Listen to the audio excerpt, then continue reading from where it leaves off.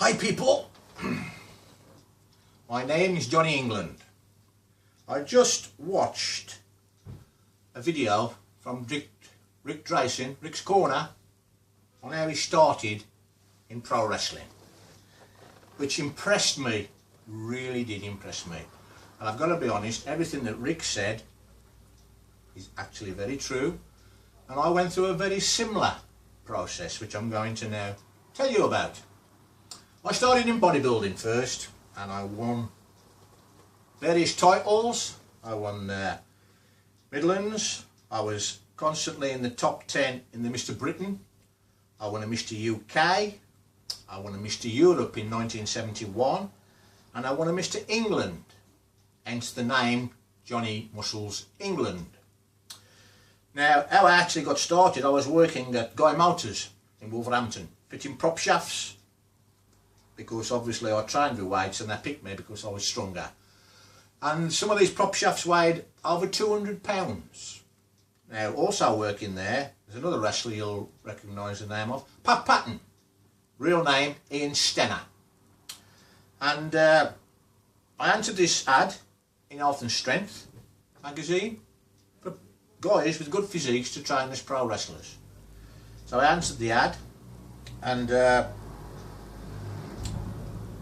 got a good response, and he said he wanted me to come up to Halifax in a couple of months for a tryout. So anyway, we at Guy Motors we used to have soundproofing, rubber. It was foam that thick, used to go all around the cab to cut down the noise of the diesel engines. Yeah. So what we did, a group of lads, I said, well, you know, blah blah blah, I want to try this. So we laid all this stuff out on the upper floor. And there was about 7 or 8 guys. One was Ian Stenner, who became Pat Patton, and the rest, well anyway, I'll tell you the story. We was up there, we watched a bit on the TV, we practised on the mat, me and Patton, for quite a bit and a few things and that, which I'm glad we did. And then it got to the point where these other lads joined in, and then it got to the point then where the actual guys on the dinner breaks was coming up with a chair and sandwiches and that tea and putting them round what we manufactured ring to watch everything. And then it went sadly wrong, because slowly they got hurt. One cracked a rib, one hurt his ankle, one done a wrist, and it ended up with just me and Patton left. And that's the God's honest truth. That's how we started. So anyway, off we set for Halifax, me and Patton. In fact, Max didn't know I was bringing another guy with me, but I introduced him, blah blah blah, so that was fine. So they got this barn. Max lives in on a farm. Got this barn where he had, on the upper floor, he had a full-size ring laid out. Marty Jones was there, Tally OK. I think Big Daddy was sat in the corner, but I'm not sure, I can't remember fully. Anyway, we both got in the ring. He says, right lads, he says, what I want you to do, John, you stand in the corner. Ian, which is Ian Stenner, which is his real name, standing between Tally-O and Marty Jones. He said, what we're going to try, we're just going to see if you can take a little bit of what it's about. So, I don't know whether it was Tally-O or Marty, stepped forward, climbed him into a body slam, bang, up, Max was shouting, up, up, up, he got, slam, up, slam, up, slam. Took it in turns, taking us up, bang, bang. I went through the same procedure, got out the ring. Max says, that seems okay, that seems fine. At least you can take a bump, lads, you can take a bump. So, Max says to me then, he says, do you remember other bodybuilders that come into it? I said, yeah, there was John Lees, Earl Maynard, John Yeasley, Spencer Churchill. All came from bodybuilding and went into pro wrestling way before me. So anyway, Max says, you know the great bodybuilder Reg Park? I said, yeah. He says, he came up here for a tryout. I said, did he? He says, yeah. It's the same thing, we started like we done with you. Picked him up, slammed him, he got up and all he said was, fuck that. And he just walked out. We never saw him again. Did you give you some idea that you do take a bit of punishment in that ring? Right, so anyway, we went back and then we set up this, as I say, this training area with the foam and everything, and we did all the stuff that we was doing, and I'm bloody glad we did, because that actually helped us a great deal. So we went up another 2 or 3 times to practice, and then I got my first bookings, and then a few weeks later Pat got his. Well, he then got back. He said, my name's Pat Patton. I says, oh yeah. I said, what's that mean? He said, oh, Pat me, I'm a judo guy. I says, oh okay. And I actually started off as Johhny England, and then the muscles thing came later. I started as a blue eye. First match on TV with tryout. But I just I don't know, I just preferred to be a villain, so I sort of wangled the villain bit in myself. That's the way I went. I worked with Patton a long time, who is now dead. He died from cancer, and rest in peace, Pat Patton. He was a cracking guy, and I went to his funeral, but I wish I'd have put comments on various things, but I never did. Purely because I'm not that great with computers. Anyway, he was a lovely guy, and I worked a lot with him, a lot. So anyway, when we actually started, me and Pat, there's 2 new young guys came into the game. That was Tommy Billington and Davey Smith. Dynamite Kid and young David. That's what they wrestled as. But unlike us, they were trained by a good pro wrestler. I can't remember his name, but they did. They came into the job knowing everything, whereas we came in knowing very little, and we actually learnt on the job. We did the camps. That's what we used to do to learn the job. You go to the holiday camps, and we worked. I think they worked about 8 weeks on these camps, and you learn a lot from wrestling with different guys. It's not quite made the grade, but they do the camps, and it was good training. So anyway, my first sort of I wrestled a lot with Davey Boy Smith, and I've maybe gone on 18 months, 2 years now, and I'm learning the job. And I'm doing a match with Davey Boy. I think it was Nottingham Baths, and at that particular time, I think Davey was lucky if he was 10.5 stone, 6 foot tall. He could wrestle amazing, but the physique didn't look great. In fact, he came to me maybe 6 months after this and says, John, I'm thinking of doing some training, what do you think? And I said, actually it was the worst thing I could have said, but maybe it fired him up, I don't know. And I says, Dave, if I was you, mate, I wouldn't bother.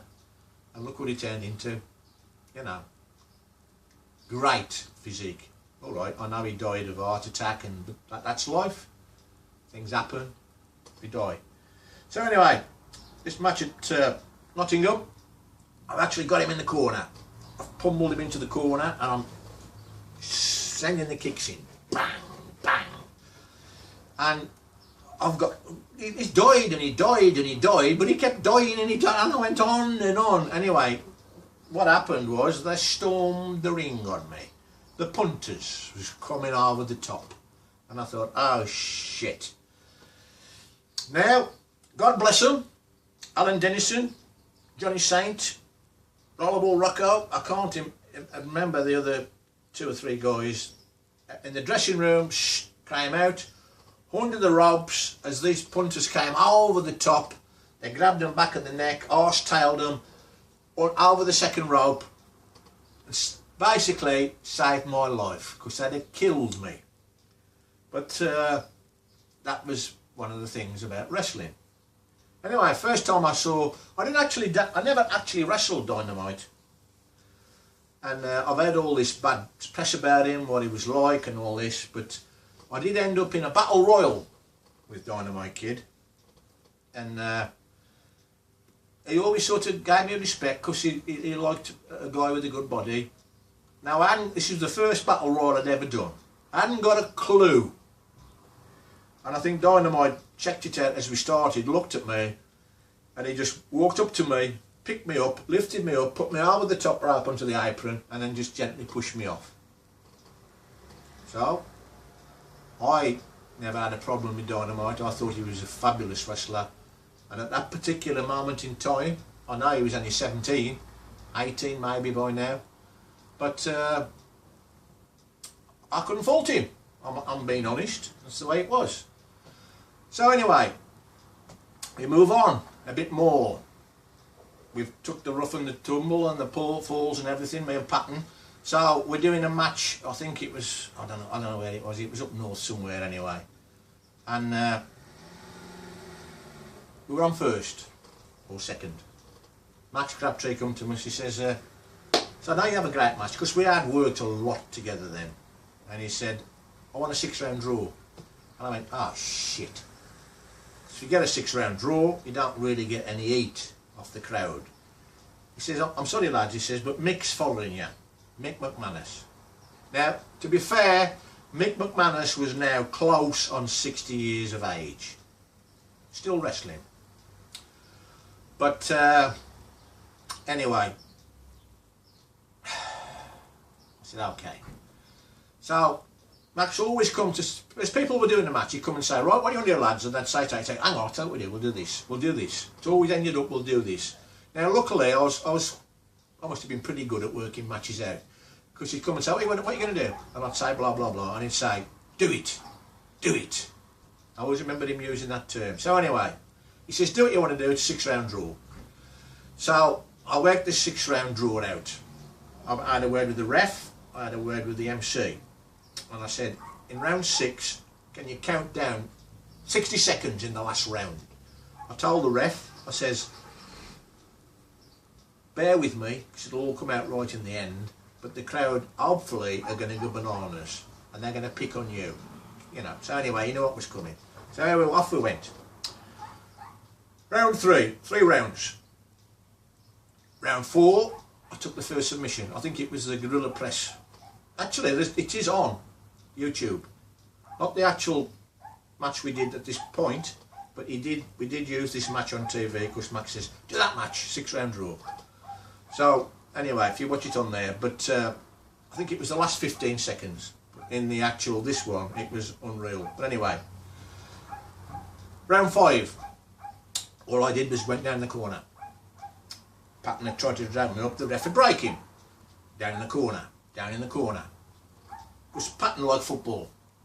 Every weekend he played goalie in a football team that he played for. So this is what triggered the idea for this match. So anyway, we're doing the, keeps coming to grab me by the hair, the referee break him, and the crowd was getting agitated, really getting agitated now, yeah? So anyway, round 6 starts. Now, I'm doing the same again. They're getting rowdier and they're stamping. And the ref's still having to break me. And then the MC says, "Last 60 seconds. Right? So, last 60 seconds, we went into a series of near falls. I think there was 6 or 7 of them. So, they went in, 4, threw him off, threw him off, threw him off. And then I go in the corner, and it was getting louder, louder, louder, louder. Then in the last, believe it or not, it was the last 3 seconds of the match.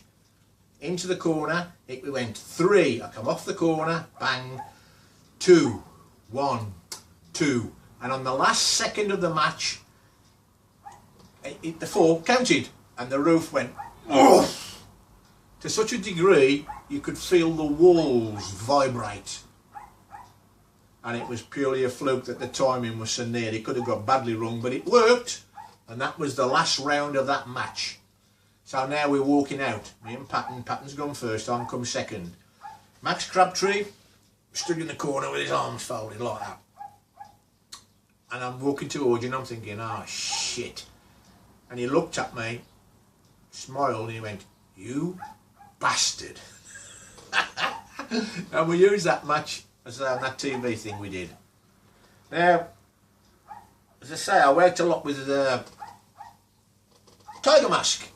He came over, couldn't speak a word of English, started off, got there, we had some decent matches going. TV match came up, went in, everything went wrong. Everything that could possibly go wrong in this match went wrong. In the end, it wasn't the ending we should have had, But I literally just flipped under the ring. It was round, I don't know what round it was, I think it was the last round or so. I mean, we hadn't got to the finish because it just didn't work. I walked out. Walking back to the dressing room, just going to go into the dressing room. And Sammy had got back before me. He could speak English now. Not great, but he could speak a bit of English. And Max standing in front of him, and he says, "You should have screwed the little bastard, Sammy. You should have screwed him." I never walked into the dressing room. I respected that man. He was a great organiser, great at setting matches up, and I respected him, I really did.